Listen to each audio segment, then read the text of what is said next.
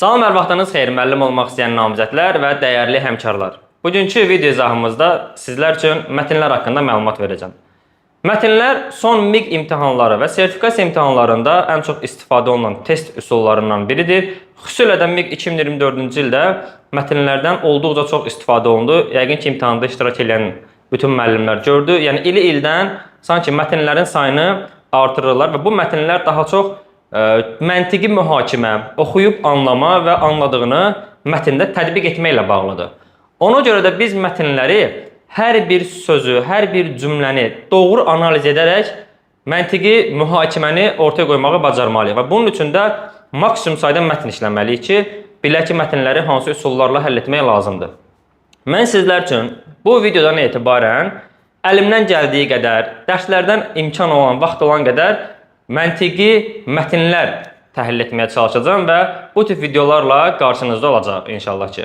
Yəni, təkcə mətnlər yox, təbii ki, növbəti videolardan müxtəlif mövzuların izahlarını da görəcəksiniz. Ona görə də bu tip izahlardan, videolardan faydalanmaq istəyirsinizsə, indidən kanala abunə ola bilərsiniz. Gəlin, keçək izahımıza.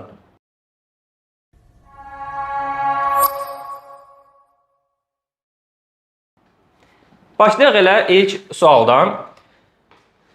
Görək ilk sualda nə deyir? Valideynlər övladlarının internetin sərhədsiz kainatından mənfi təcrübələr qazanmasından narahatdırlar. Baxın, mən mətni oxumağa başladım ilk cümlədən etibarən, amma bir məqamı qaçırtdım gözümdən. Nəyi? Biz mütləq ki, mətndə aşağıdakı suallardan hansının cavabı var? Şərtini ilk növbədə oxumalıyıq. Yəni, mən sizə məsləhət görürəm ki, mətni oxumadan öncə şərtini oxuyun. Görün, şərt sizdən nə istəyir?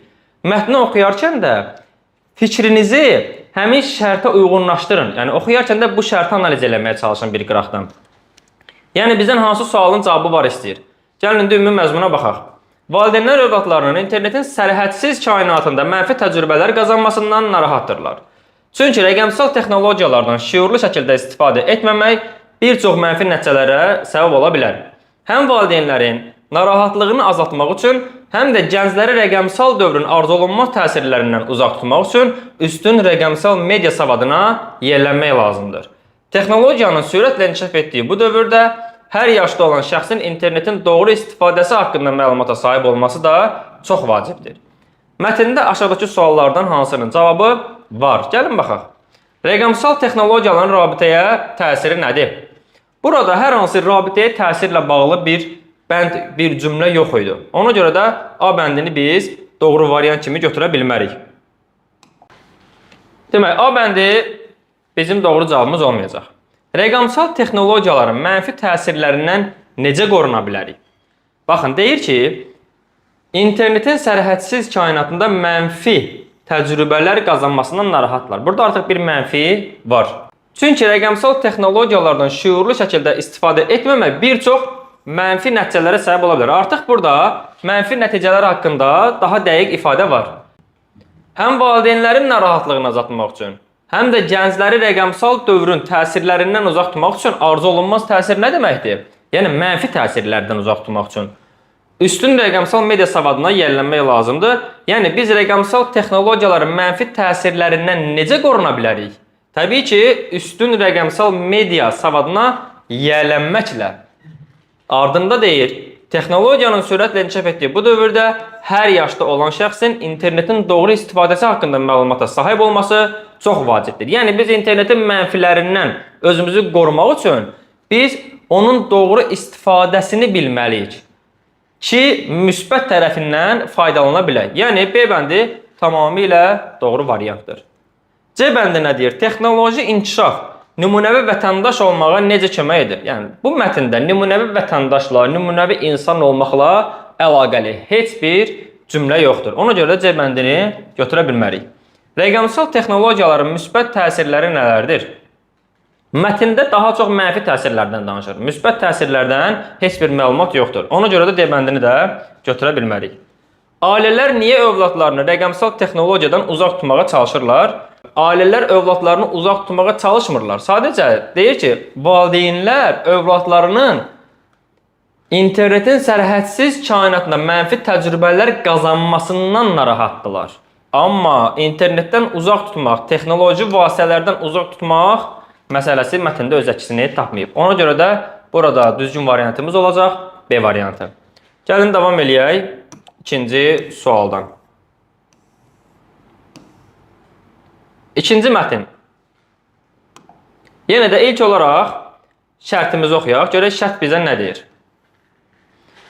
Mətnə ən uyğun başlıq hansıdır? Biz mətnə başlıq seçməliyik. Gəlin indi mətni oxuyaq. Qədim Romalıların inancına görə insanın ruhu nəfəsində yaşayır. Asqırdıqda isə ruh bədəndən çıxa bilir. Buna görə də asqıranda dərhal sehirli sözləri demək lazımdır. Qoy tanrılar ruhu geri qaytarsın və sağlamlıq versin. Yəni indiki sağlam ol. Tədricən bu ifadəni qısaldaraq sağlam olun kimi işlənir. Romalıların inancları, sehirli ifadələr, asqırmağın sağlamlığa təsiri, sağlam ol ifadəsinin mənşəyi qədim insanlar. Mətnə ən uyğun başlığı seçərkən diqqətli olmalıyıq. Adətən verilən variantlarda mətnin tərkibindəki bütün sözlər, ifadələr olur. Amma biz ümumiləşmiş bir söz seçməliyik. Baxaq indi, bax, Romalıların inancları. Qədim Romalıların inanclarına görə, əslində baxın, giriş hissədə elə Romalıların inanclarından danışır. Deyə bilərsiniz ki, müəllim, burada biz Romalıların inanclarından danışırıq. Asqıranda del belə olsun, qoy tanrılar ruhu geri qaytarsın. Yəni birbaşa onların inanclarından danışır. Məntiqən uyğundur. Amma biz ümumi bir başlıq qoyuruqsa, cümləni, daha doğrusu mətni sonadək oxuyub ümumi bir məzmun çıxarmalıyıq. Və onun ardında deyir ki, tədricən bu ifadə qısaldılaraq sağlam olun kimi işlənir. Yəni bizim ən önəmli əslində açar cümləmiz budur. Romalıların inanclarından əlavə olaraq mətndə bu cümlə var. Tədricən bu ifadə qısaldılaraq sağlam olun kimi işlənir. Bu Romada artıq deyil. Bu ümumi bir məzmundur. Hal-hazırda dilimizdə bu sağlam olun kimi işlənir. Deməli, mətn tamamilə başdan ayağa Romalıların inancları əlaqəli deyil. Ona görə də anı götürə bilmərəm. Sehirli ifadələr. Yəni sehirli ifadələr baxın burada var. Sehirli sözlər. Sehirli sözləri demək lazımdır. Var bu ifadə. Amma mətn yenə də sırf olaraq həmin sözlərlə əlaqəli deyil. Çünki sehirli sözlərdən sonra deyir ki, bu ifadə sağlam olun kimi dəyişdirildi və Romalılardan danışırdı. Ona görə də bu da A variantı kimi doğru seçim olmayacaq. Asqırmağın sağlamlığa təsiri. Yəni bu da əslində düşünə bilərsiniz ki, asqırdıqda ruh bədəndən çıxa bilir. Buna görə düşünə bilərsiniz ki, mənfi və ya müsbət təsiri ola bilər. Amma yenə də mətn sırf olaraq bu haqda danışmır. Sağlam ol ifadəsinin mənşəyi. Baxın, ən sonlu cümləmizdə sağlam olun deyir və bu sağlam ol ifadəsini nəyə bağlayır? Qədimdəki Romalıların inancına bağlayır. Mətn başlayır Romalıların inancında, asqıranda bu sözləri demək lazımdır. Və bu söz tədricən dəyişərək sağlam olun olub. Demək ki, sağlam olun ifadəsinin mənşəyi haqqında bizə Romalılardan məlumat verdi. Tamamilə düzgün cavabdır. Olacaq cavabımız D bəndi. Qədim insanlar, yenə qədim insanlar da ümumi anlayışdır, amma bizim başlığımız ola bilməz. Əsas məsələ sağlam olun ifadəsi ilə bağlıdır. Gəlin, davam edək növbəti mətnimizdən.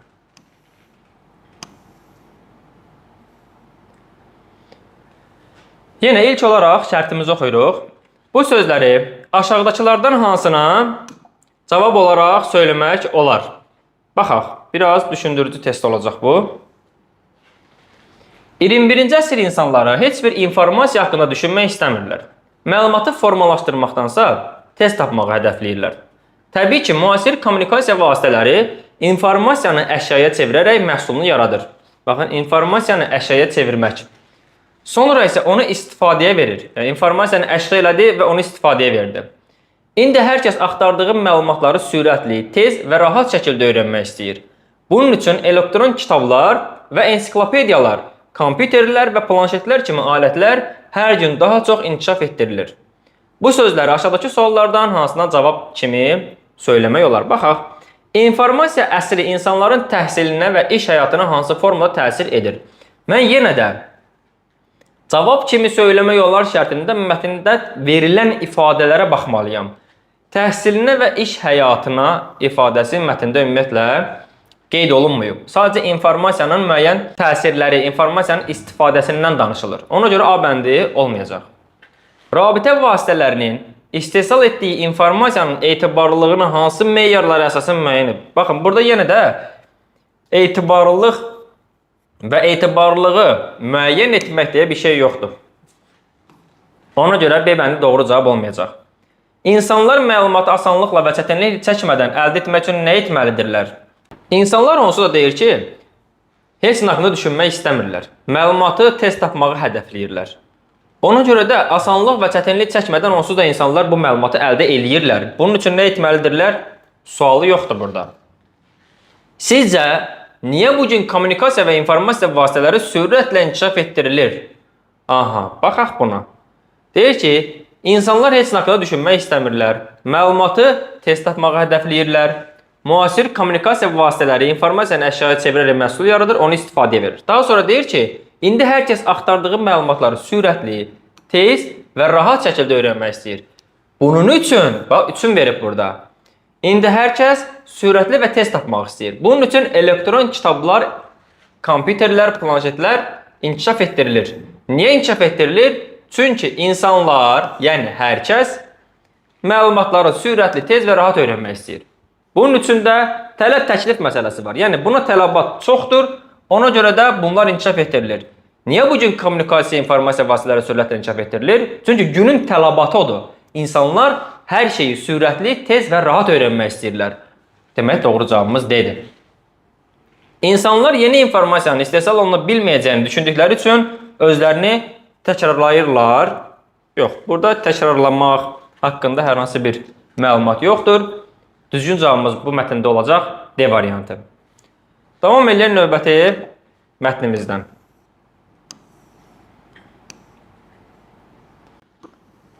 Şərtdə nə qeyd olunub? Mətnin əsas ideyası hansıdır? Biz şərtə baxırıq.